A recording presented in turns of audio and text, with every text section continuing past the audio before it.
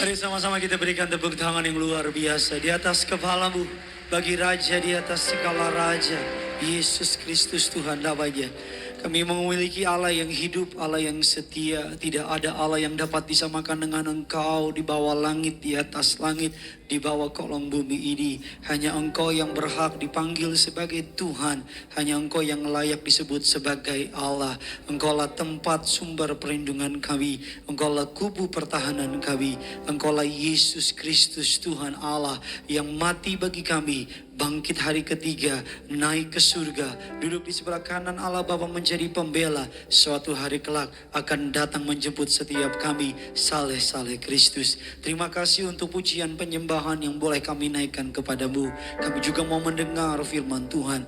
Hamba tahu bahwa tanpa pengurapan dari Roh Kudus, hamba tidak dapat melakukan apapun juga. Di dalam Engkau, hamba berbuah banyak. Oleh karena itu dengan segala kerendahan hati urapi hamba-Mu. Lidah bibir perkataannya diurapi dari surga. Kata kalimat yang keluar, isi hati Tuhan yang disampaikan. Taruh perkataanmu dalam perkataanku. Taruh isi hatimu dalam hatiku. Bahkan biar pengajaran dari tata suci Allah mengalir memberkati umatmu pada hari ini. Umatmu yang di gereja, umatmu yang di rumah, dimanapun mereka berada. Berkat yang sama tercurah atas setiap mereka. Jaringan yang kami pakai disucikan, dikuduskan dengan darah Yesus. Segala yang jahat dicabut, dipatahkan, dihancurkan kuasanya. Dalam nama Tuhan Yesus, Allah Roh Kudus, Engkau disambut di tengah-tengah kami. Di dalam nama Bapa, Putra, dan Roh Kudus. Setiap kita yang siap diberkati firman Tuhan. Di dalam nama Tuhan Yesus. Tiberias Gading Nias yang di rumah dan di gereja. Sama-sama dengan bangga kita katakan, amin. Kita berikan kemuliaan, tepuk tangan yang luar biasa. Silakan duduk kembali saudara. Terpujilah nama Tuhan yang telah mengumpulkan kita kembali dalam ibadah minggu kedua di bulan April ini. Terimalah salam dari mimbar ini. Shalom Tiberias. Bisa lebih semangat lagi. Shalom Gading Nias. Apa kabar semuanya saudara?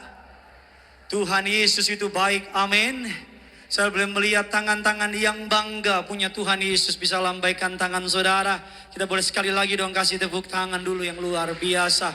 Keluarkan pulpen saudara. Keluarkan catatan saudara. Kita akan sama-sama belajar sebuah pengajaran yang saya percaya pasti akan memberkati saudara. Sama-sama bilang sama saya, firman Tuhan ini, kurang semangat, firman Tuhan ini pasti akan memberkati saya. Pasti akan menguatkan saya. Pasti akan menyegarkan saya. Yang percaya sama kepastian dari Tuhan, sekali lagi kita boleh kasih tepuk tangan buat Tuhan kita.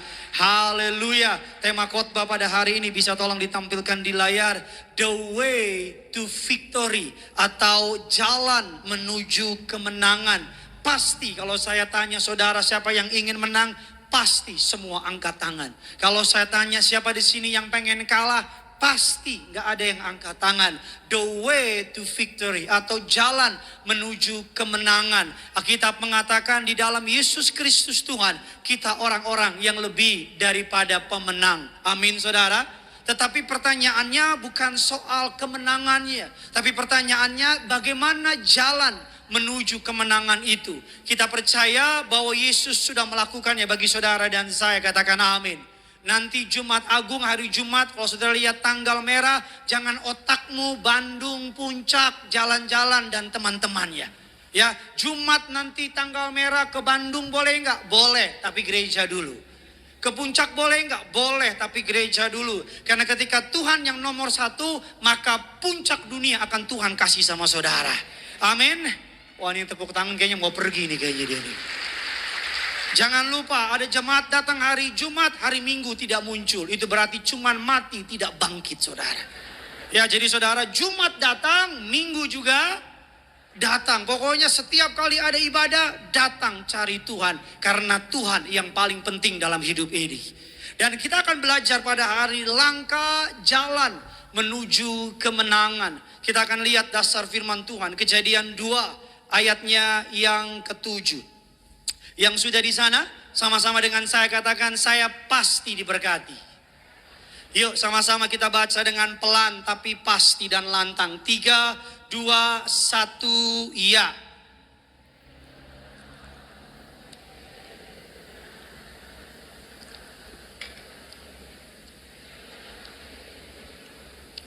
Ayat ini adalah gambaran mengenai Allah menciptakan manusia pertama, namanya Adam. Ini bukan Adam suaminya Inul, saudara. Tapi manusia pertama, ketika itulah Tuhan Allah membentuk manusia itu dari debu tanah. Sama-sama bilang sama saya cuma debu tanah. Bilang kiri kanan saudara, sesama debu tanah, dilarang saling sombong. Jadi kalau ada manusia yang sombongnya minta ampun, saya yakin tanah yang dia buat tanah sengketa. Pasti tanah belum lunas surat-suratnya itu. Karena manusia yang buat kita berharga, ayat selanjutnya dikatakan demikian. Dan mengembuskan nafas hidup ke dalam hidungnya.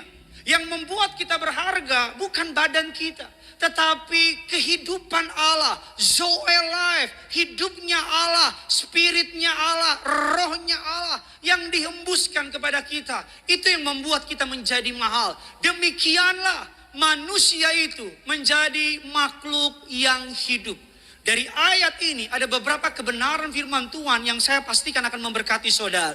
Dikatakan dari ayat itu tolong ditampilkan bahwa Allah membentuk manusia itu dari debu tanah, jadilah yang namanya body atau tubuh. Allah menghembuskan nafas hidup yang disebut dengan yang namanya spirit, disebut dengan istilah roh. Dan demikianlah manusia itu menjadi makhluk yang hidup. Dalam terjemahan asli menggunakan kalimat living soul atau jiwa.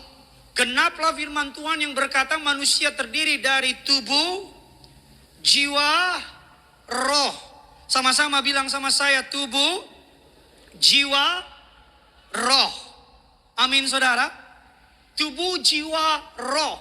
Tubuh adalah sebuah alat untuk kita komunikasi dengan sesama kita, tubuh kita. Makanya di tubuh ini terletak 5 panca indera. Pendengaran, perasa, pelihat.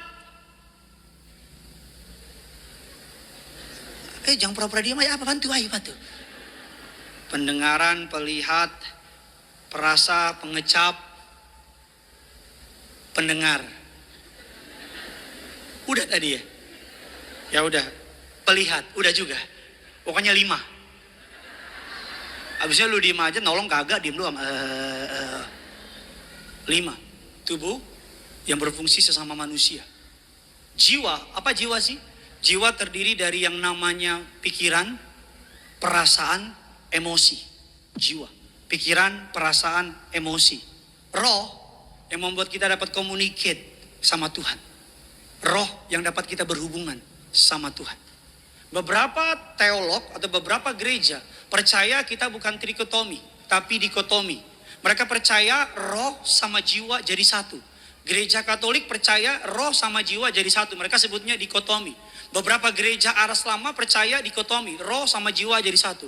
Tetapi saya pribadi percaya trikotomi, tubuh, jiwa, roh. Apa dasar firmannya? Kita lihat 1 Tesalonika 5 ayat yang ke-23 mengatakan demikian. 3, 2, 1, ya semoga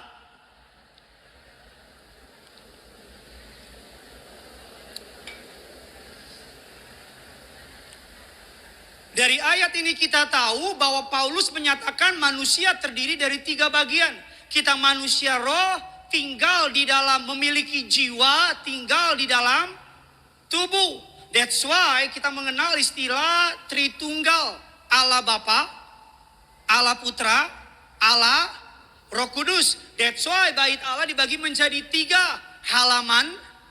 Saudara, ruangan kudus, ruangan maha kudus. That's why waktu dibagi menjadi 3. Masa lalu, masa sekarang, masa depan. That's why ruangan dibagi menjadi 3. Tinggi, panjang, lebar. Manusia terdiri menjadi 3 bagian. Tubuh, jiwa, dan roh.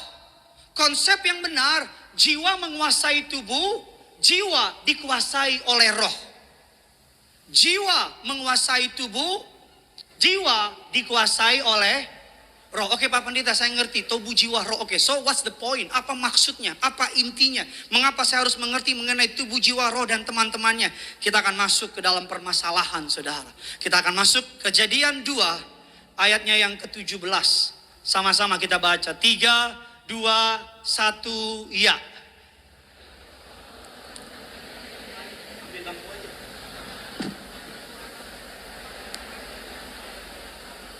Allah bilang sama manusia pertama namanya Adam, kalau kamu makan pohon pengetahuan yang baik dan yang benar ini, pastilah engkau akan. Pertanyaan saya, ketika Adam memakan pohon pengetahuan ini, mati nggak Adam? Enggak. By the way, yang buat dosa pertama kali namanya Hawa. Hawa yang memakan buah pengetahuan yang pertama kali, tapi yang pertama kali dipanggil oleh Allah siapa? Sudah belum buka puasa ya? Kok kayak orang linglung gitu sih? Belum turun THR itu, belum turun. Sabar, berkatmu sedang di jalan. Cuman di depan lagi macet dikit aja.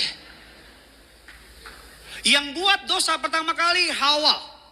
Yang dipanggil oleh Allah pertama kali siapa? Ini menjadi pengingat buat kita para suami di tempat ini. Para laki-laki. Engkau gak bisa cuci tangan atas kesalahan istrimu. Engkau gak bisa cuci tangan atas kesalahan anakmu. Karena engkau dipanggil untuk bertanggung jawab. Yang pertama kali buat dosa Hawa, tapi yang dipanggil oleh Allah, Adam. Muncullah Adam kumisan. Suaminya Inul. Allah gak panggil Hawa loh. Soalnya lihat Alkitab. Allah gak panggil Hawa. Yang Allah panggil Adam. Karena kita laki-laki di sini, kalau engkau punya pacar perempuan, laki-lakimu gak punya tanggung jawab, tinggalin di parkiran depan. Jangan di sini, nanti ditutup ini.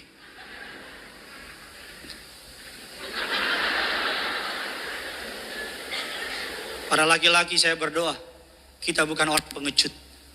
Para laki-laki saya berdoa, kita para kepala, kita para imam, kita para pemimpin bagi orang-orang di sekitar kita. Ada yang ibu-ibu, amin Pak. Ketika Adam makan pohon pengetahuan yang baik yang benar, tubuhnya gak mati.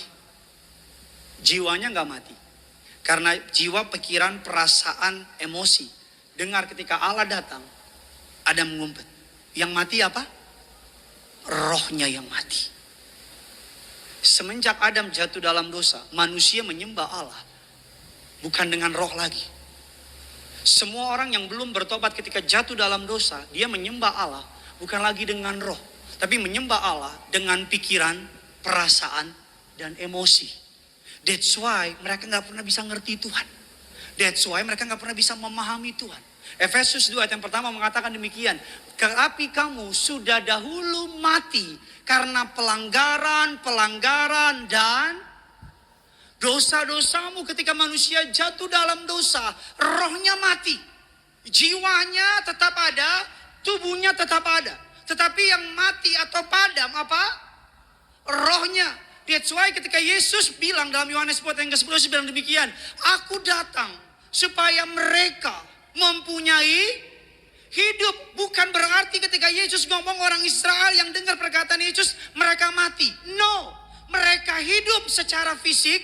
Mereka hidup secara jiwa, pikiran, perasaan, emosi. Tetapi roh mereka mati. Ada banyak orang di gereja, datang ke gereja, pulang di rumah tetap pukul istri. Kenapa? Karena nyembah Tuhan dengan jiwanya, bukan dengan rohnya. Ada orang ke gereja, nangis di gereja, tapi sampai di rumah nonton blue film lagi. Karena kenapa? Rohnya mati, jiwanya yang hidup.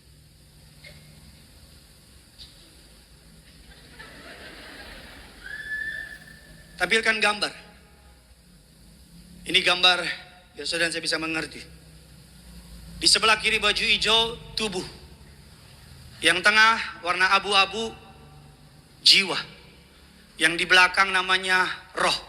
Bisa tolong bangkit berdiri? Bisa kemari? Oke, hadap ke sana. Sejajar. Oke. Ini tubuh. Ini jiwa. Ini roh. Tadi jiwa terdiri dari apa? Pikiran, perasaan, emosi. Kalau saya cubit, yang sakit apa? Tubuh. Jiwa sakit nggak? Enggak. Bagaimana cara menyakiti jiwa? Saya maki. Jomblo lo. Enggak laku lo. Itu rambut apa mangkok. Maaf ya. Memang jadi pengerja harus pikul salib. Ketika saya maki dia, tubuhnya sakit nggak? Yang sakit apa? Jiwa. Tapi banyak orang sakit di badan, bukan karena dari badan, tapi karena jiwanya sakit. Sakit ya? Jiwanya sakit. Nah, kebenaran ini will set you free. Entah berapa banyak orang, Paulus bilang gini, yang baik ingin kulakukan, tapi yang jahat ku perbuat. Kita pengen berhenti ngerokok, kita pengen berhenti minum, kita pengen berhenti masturbasi, kita pengen berhenti nonton yang aneh-aneh. Di gereja kuat, tapi sampai di rumah, rokok kayak punya tangan. Ayo, minuman keras kayak punya tangan. Di rumah, HP kita out of nowhere, tiba-tiba kita langsung masuk ke dalam situs porno. Ada banyak orang pengen memperbaiki kelemahan kedagingannya. Mereka pikir pusatnya di sini. Mereka pikir pusatnya di sini. Padahal itu semua salah. Pusat dari segalanya di sini. Gambar selanjutnya, tolong ditampilkan. Cara kerja Allah dengan cara kerja iblis. Iblis memulai dari luar untuk menghancurkan yang di dalam. Saya ulang sekali lagi. Iblis memulai dari luar untuk memadamkan yang di dalam. Allah memulai dari dalam, from your spirit, dari Holy Spirit, dari Rohnya yang kudus, untuk memulihkan yang di sini. Izinkan saya ngomong ini sama saudara. Iblis gak tertarik sama tubuh saudara, karena tubuh saudara nanti akan jadi debu tanah. Iblis gak bisa otak-atik roh saudara, karena your spirit is belong to the Lord, milik Tuhan. Iblis menjadi battleground, pusat pertandingan orang percaya, bukan di tubuh, bukan di spirit. Karena roh punya Tuhan, tubuh akan kembali ke debu, akan kembali ke tanah. Pusat dari pertarungan orang percaya di pikiran, perasaan, emosi. Ini adalah pusat yang boleh nggak lihat loh. Siapa namanya? Immanuel. Engkau Allah Udah punya pacar? Belum. Makanya rambut jangan begini. Rambut model apa zaman sekarang lah ini. Jadi cara motong gitu, mangkok terus ini. Bercanda Immanuel ya, jangan marah. Tos dulu. Halo.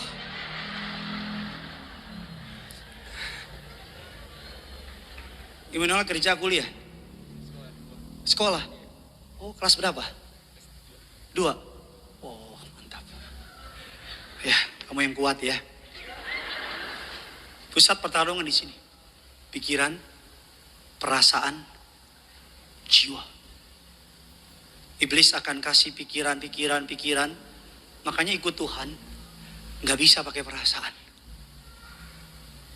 Awal bulan, ku sembah kau Allahku. Awal bulan, berkatnya seperti sungai, berkatnya. Baru gajian. Kalau akhir bulan ikut perasaan.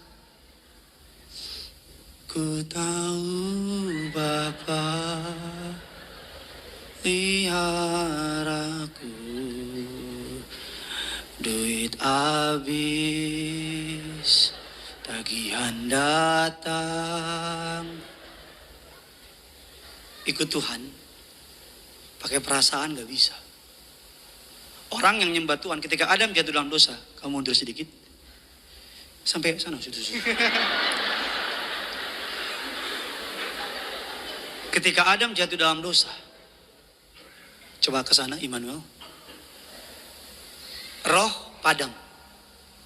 Roh padam. Duduk di situ aja gak apa-apa. Manusia yang belum terima Yesus menyembah Tuhan cuman pakai jiwa sama tubuh. Makanya kita ceritain soal Yesus gak ngerti-ngerti. Bisa ngerti maksud saya? Kita ngobrolin, ayo ke Tiberias, ayo yang ada minyak anggur gak dirusakkan, gak ngerti-ngerti. Kita ngomong sama dia yang mati bangkit, gak ngerti-ngerti. Oh masa gak mungkin lah. Karena ngikut Tuhan pakai pikiran, perasaan, sama apa bos? Emosi. Nah kita akan lihat firman Tuhan. Bisa duduk dulu. Kita akan lihat firman Tuhan. Lalu pertanyaannya, bagaimana the way to the victory? Bagaimana caranya saya bisa menang menghadapi ini? Yang pertama, sudah siap diberkati? Coba kasih tepuk tangan dulu yang luar biasa. Ayo di atas kepalamu, ayo dong kasih dahsyat dulu buat Tuhan kita. Sama-sama bilang, saya siap diberkati. Kasih keras, saya siap diberkati. Dahsyat bagi Tuhan kita. Yang pertama, kita lihat kebenaran firman Tuhan. Filipi 4 ayat 8 dan ke-9. Roh, tubuh, dan jiwa. Tubuh, jiwa, dan roh. Sama-sama kita baca. 3, 2, 1. Ya, jadi akhirnya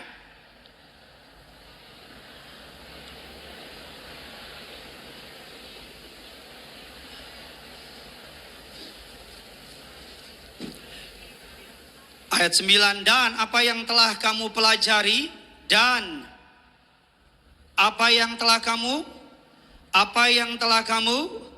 lakukanlah itu, maka Allah akan, yang pertama, bagaimana the way to the victory, bagaimana supaya tubuh kita, karena tubuh cuman hasil akhir, tubuh cuman ending dari semuanya, pusatnya semua bermula dari yang namanya jiwa.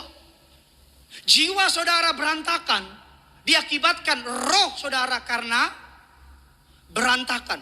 Jiwa saudara sehat berakibat karena roh saudara juga sehat. Yang pertama adalah our soul is selfish. Stop believing lies. Jiwa kita itu dari sananya egois, betul apa tidak? Kita dari sananya pengen mentingin diri sendiri. Kita foto nih, kita foto rame-rame, foto grup. 3, 2, 1, cekrek. Fotonya dikasih sama saudara. Muka siapa yang pertama saudara lihat? Nggak mungkin muka pendeta, bohong. Pasti muka diri. Kalau bagus, upload. Tapi kalau jelek, ulang. Bahkan kalau muka kita bagus, yang lain lagi, kita bilang mantep nih yang foto nih diurapi. Egois. Otak kita itu ya, pikiran saudara itu aset terbesar. Dan ketika Yesus disalibkan, yang pertama kali dia dikasih mahkota duri. Panjangnya segini. Nembus sampai ke dalam otak. Yang pertama kali ditebus bukan dosa saudara, tapi your mind. Pikiran saudara. Tidak ada komputer yang paling super canggih di muka bumi yang dapat mengalahkan kepintaran otak manusia yang Tuhan buat. Gak ada. Tapi Pak Pendeta, saya waktu sekolah nilai saya jelek, komputermu mati. Kita ketemu di satu ruangan ya. Saking canggihnya otak kita nih, di satu ruangan. Terus kita lihat ruangan, terus kita feel, kayaknya gue pernah kemari deh. Kalau orang Jaksel bilang deja vu.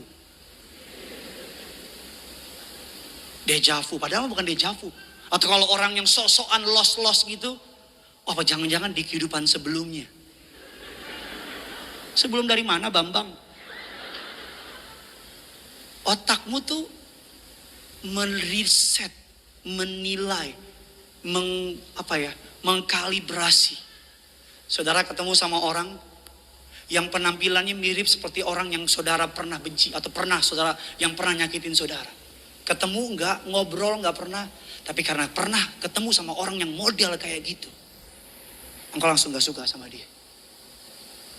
Makanya stop believing lies. Berhenti mempercayai perkataan iblis. Bisa. Lihat saya. Ketika tubuh sakit, pendeta tumpang tangan.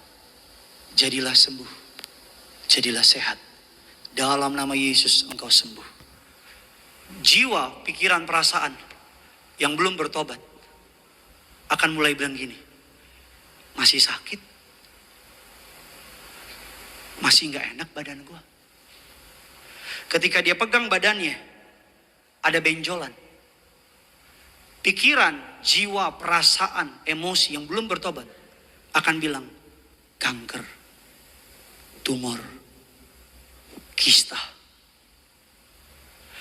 Ketika tubuh dengar informasi perusahaan mengurangi pegawai, jiwa yang belum bertobat akan bilang apa?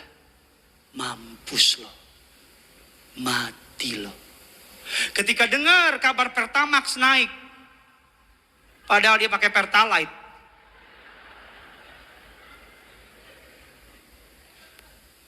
pikiran, perasaan, emosi akan bilang apa?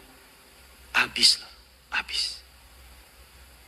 That's why ketika Musa ketemu dengan Allah, Allah bilang sama Musa, pergi, beritakan Injil, beritakan firmanku, beritakan kabar ini kepada bangsa Israel. Apa kata Musa?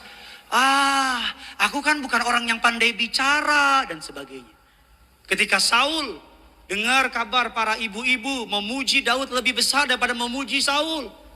Saul yang mendengar pikiran yang tidak diurapi oleh Tuhan itu. Berkata apa? Saul jadi benci sama. Saya tanya, Daud punya masalah gak sama Saul? Daud benci Saul gak? Saul membenci orang yang mengasihi dia. Saul membenci orang yang setia sama dia.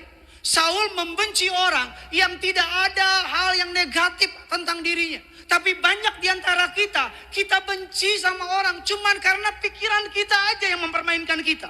Kita pikir dia jahat sama kita, padahal belum tentu. Kita pikir dia gak senang sama kita, padahal pikiran kita mempermainkan kita. Padahal pikiran kita bohongin kita. Berapa banyak di antara kita yang dilumpuhkan oleh pikiran kita.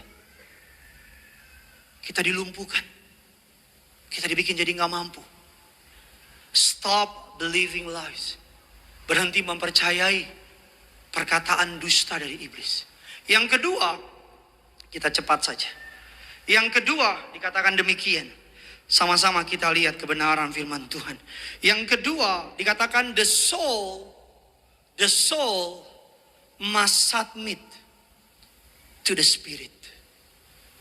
Jiwa harus tunduk kepada roh. Sama-sama bilang sama saya, jiwa harus tunduk kepada roh. Kita lihat dasar firman Tuhan dalam Roma 9 ayatnya yang ke-12. Sama-sama kita baca. 3, 2, 1, ya.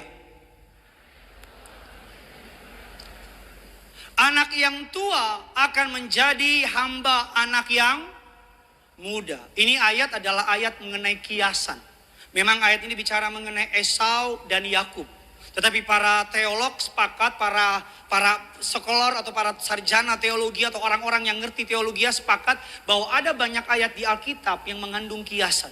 Itu salah satunya. Saya bisa kasih beberapa contoh ayat Alkitab yang mengandung kiasan yang tidak artinya seperti itu. Yang tua akan menjadi hamba yang muda. Gampangnya begini. Saya dibaptis di gereja ini tahun 2003. Saya melayani dari tahun 2000. Dibaptis 2003. Saya ingat banget dibaptis di Hotel Gading Indah. Saya ingat banget di depan baptisan itu saudara pendetanya nyanyi lagu Haleluya. Haleluya. Saya gak mau nangis. Pas nangis. Di kolam baptisan saya gak pernah lupa. Ada satu pendeta yang punya karunia pelepasan, yang satu ini biasa aja. Saya pilih yang biasa aja. Karena yang di samping ini teriak gitu. Jadi saya cari aman. Tapi gak tahu dari mana yang ini tiba-tiba habis dan ini pendeta panggil saya. Anak muda, kemari. Saya pura-pura gak lihat. Anak muda, kemari. Saya bilang, saya gak lihat. Terus pengerja colek saya. Dek, suruh ke sana. Saya ke sana, inget banget. Tangan saya begini, pendetanya bilang begini. Anak muda disebutin semua tuh. Begini, begini, begini. Tiba-tiba saya teriak.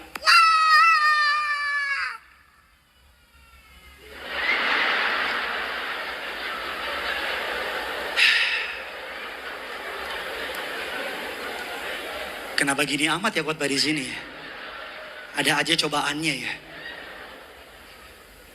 Sebelum saya lahir baru, born again, saya dikuasai oleh jiwa. Ini yang tua disebut di dalam Alkitab. Yang tua. Jiwa, pikiran, perasaan, lead me. Pimpin saya.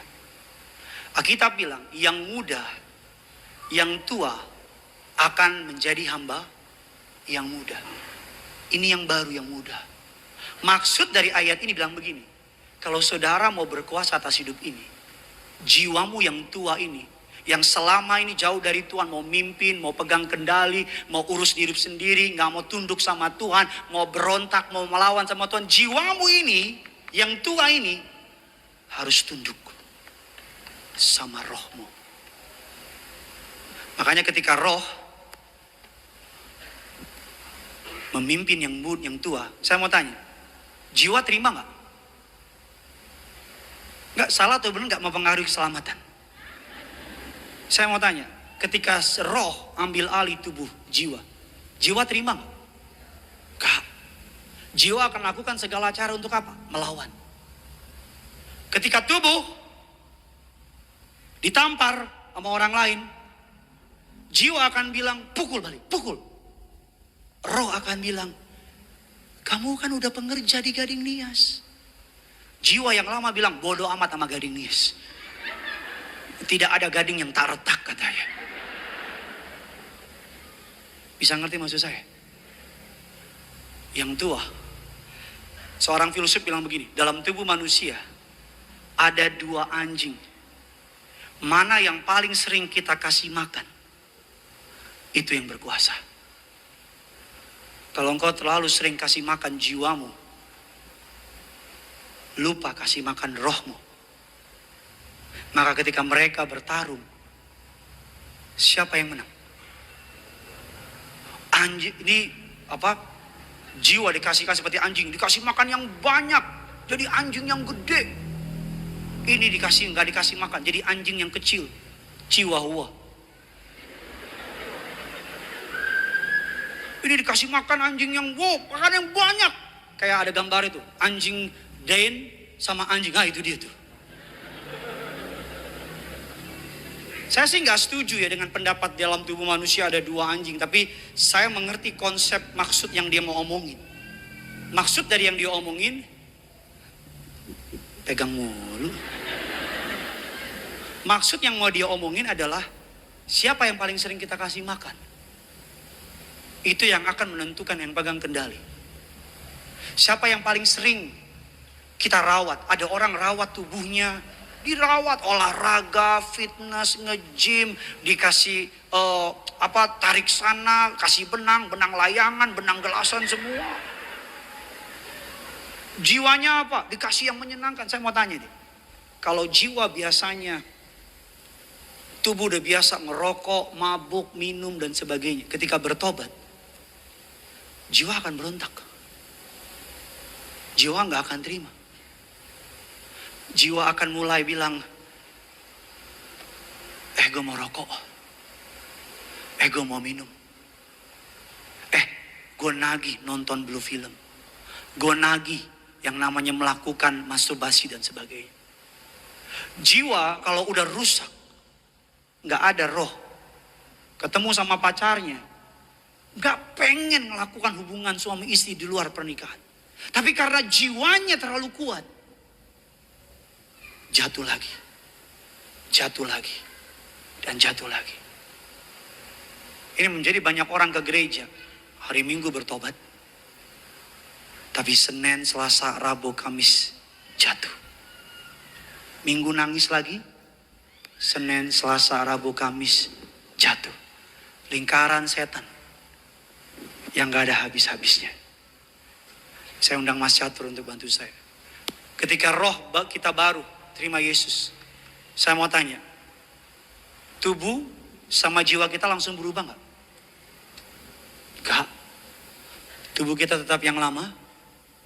Pikiran, perasaan, emosi kita tetap yang lama. Butuh waktu.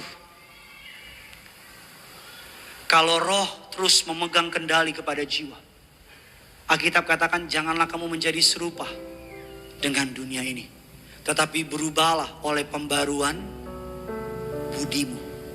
Kata berubah pembaruan budimu menggunakan kalimat, kata pertobatan menggunakan kalimat metanoia.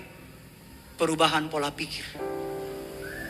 Dulu sebelum ada roh, kesukaannya apa? Nonton, jalan-jalan. Tiap kali dengar lagu gereja, males. Tiap kali di mobil ada lagu gereja, ganti. Kata si pikiran, kata si perasaan. Tiap kali nonton YouTube, dengar khotbah, ganti. Kata pikiran, karena masih manusia lama. Seneng, yang dagingnya seneng. Tapi ketika roh mulai menguasai, pelan tapi pasti. Ketika ada masalah, tubuh kirim sinyal ke jiwa.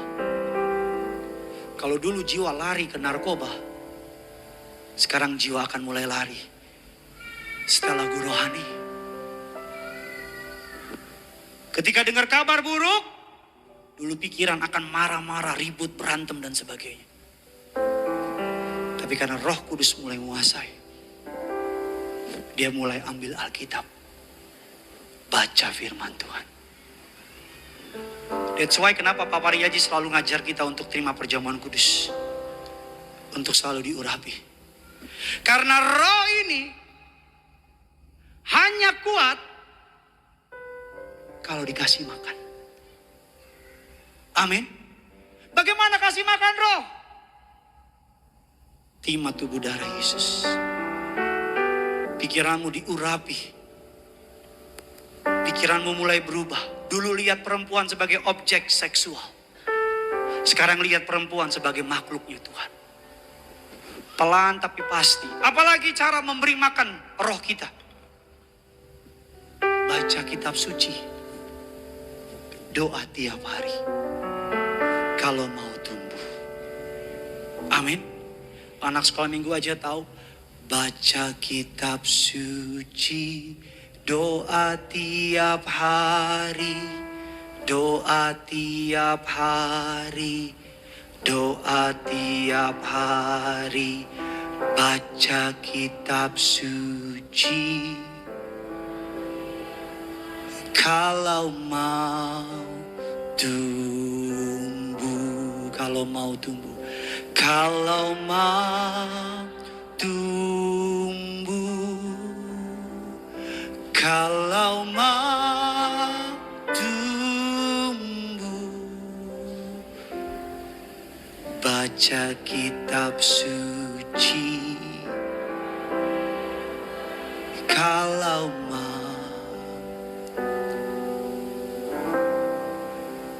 Ketika roh memegang kendali jiwa, otomatis tubuh jadi kuat.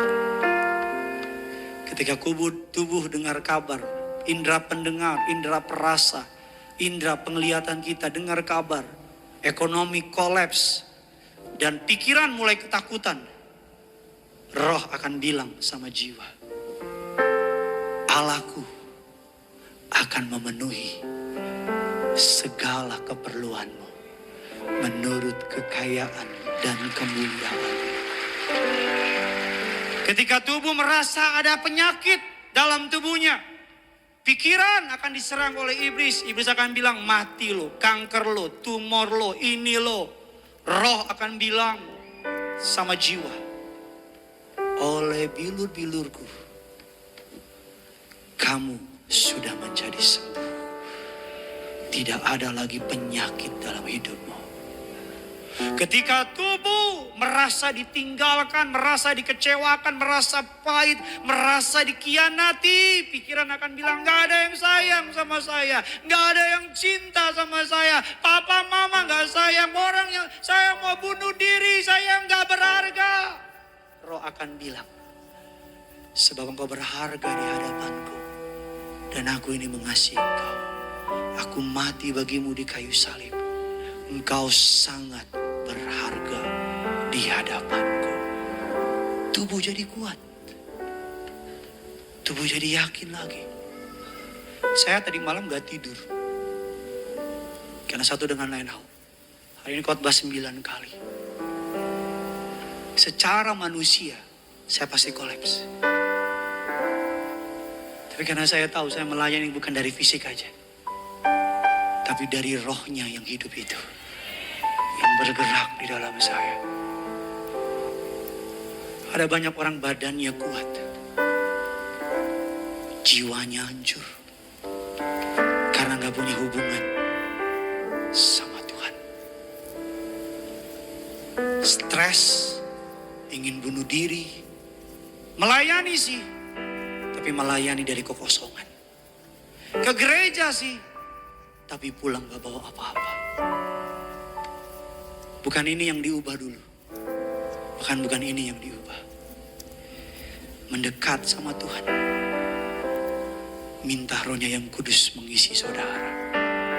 Tiap pagi ambil tubuh darah Yesus. Urapi dengan minyak urapan. Baca firman. Doa. Di mobil dengar lagu gereja. Buka YouTube. Dengar renungan firman Tuhan. Isi dengan firman. Pelan tapi pasti. Mohon maaf. Pikiran di dalam ini. Mulai berubah. Gak takut. Gak khawatir. Lihat blue film. Gak jatuh lagi. Karena roh udah kasih kekuatan. Jangan. Kamu anak Tuhan. Lihat. Udah lihat gitu. Biasa aja. Karena ini berubah. Saya doa. Agar engkau gak jatuh bangun lagi. Saya doa. Agar saudara dan saya punya roh yang kuat. Dari mana roh yang kuat? Hubungan sama Tuhan. Pribadi lepas pribadi. Selamat hari Minggu. Tuhan Yesus memberkati. Kita kasih tepuk tangan untuk mereka semua. Thank you so much.